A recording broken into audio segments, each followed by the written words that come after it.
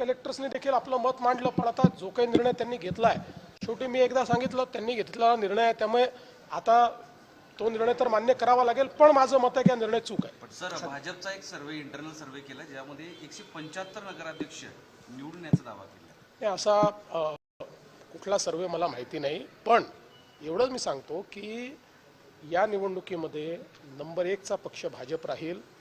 आमचे दोन्ही मित्रपक्ष जे आहेत ते त्याच्या खालोखाल राहतील आणि एकूणच या निवडणुकीमध्ये महायुतीतले जे तिन्ही पक्ष आहेत, हे तिन्ही पक्ष या ठिकाणी एकूण ज्या काही निवडणुका होत आहेत त्या निवडणुकांपैकी 70-75% जागांवर आमचेच पक्ष निवडून येतील, हे तिन्ही पक्ष निवडून येतील, हा माझा विश्वास आहे.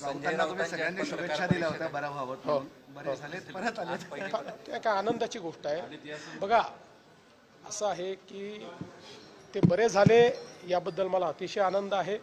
ते त्यांचं काम करतात, आम्ही आमचं काम करतो, पण कोणीही आमचा शत्रू नाही आहे. आमचे राजकीय विरोधक आहेत, त्यामुळे कुठलाही विरोधक हा आजारी पडला तर तो चांगला झाला पाहिजे, त्याची तब्येत ठीक झाली पाहिजे, ही आपली अपेक्षा असते, ती झाली, चांगली. राज्याची निवडणूक संस्कृती उद्ध्वस्त केलेली आहे, कारण निवडणूक ते रोज काय काय बोलतात याला कालही मी उत्तर दिलं नाही, आजही दिलं नाही, कारण मी त्यांचे स्टेटमेंट उत्तर देण्याच्या लायकीचे समजत नाही. राणे विरुद्ध राणे जे सगळं सुरू आहे त्यामध्ये एकनाथ शिंदेने स्पष्ट सांगितलं की ते त्यांच्या आमदाराच्या पाठीशी आहेत.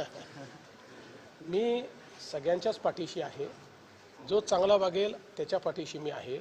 कोणी चुकला तर त्याला मी सांगेन. माझ्या पक्षाचा असला तरी मी चुकीच्या मागे उभे राहत नाही. जे काही योग्य असेल त्याच्या मागे मी उभा राहतो. त्यामुळे मी निश्चितपणे एवढं सांगतो की खरं तर जी काही परिस्थिती पाहायला मिळते ती काही चांगली नाही आहे. म्हणजे असं राणे विरुद्ध राणे वगैरे असं होणं काही योग्य नाही आहे.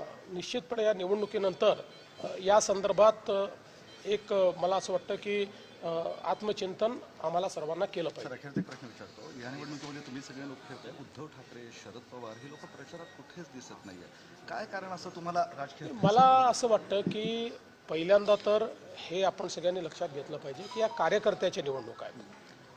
जे कार्यकर्ते आपल्याकरता राबराब राबतात, हाडाचं काळं करतात, रक्ताचं पाणी करतात, त्यांच्या निवडणुकांमध्ये आपण फिरायचं नाही, त्यांच्या निवडणुकांमध्ये मदत करायची नाही, ही गोष्ट योग्य नाही. पण याचं मुख्य कारण हे आहे की त्यांनाही ही कल्पना आहे की या निवडणुकीत ते हारणार आहेत, त्यांचा त्या ठिकाणी पराभव होणार आहे. आणि मग पराभवाचा शिक्का माती लावून घ्यायचा नाही, कारण उद्या तुम्ही दाखवाल बघा ठाकरे फिरले तरी हारले, हे फिरले तरी हारले, हा शिक्का त्यांना माती लावून घ्यायचा नाही आहे. पण मी लोकशाहीमध्ये एक गोष्ट सांगतो, कधी आपण जिंकतो कधी आपण हारतो, पण निवडणुकीच्या मैदानातनं निघून जायचं, निवडणुकीतनं माघार घ्यायची किंवा निवडणुकीतनं एक प्रकारे पाठ दाखवायची, हे काही योग्य नाही आहे. शेवटी कार्यकर्ते लक्षात ठेवतील की जेव्हा आमची वेळ होती तेव्हा आमच्या नेत्यांनी आम्हाला साथ दिली नाही.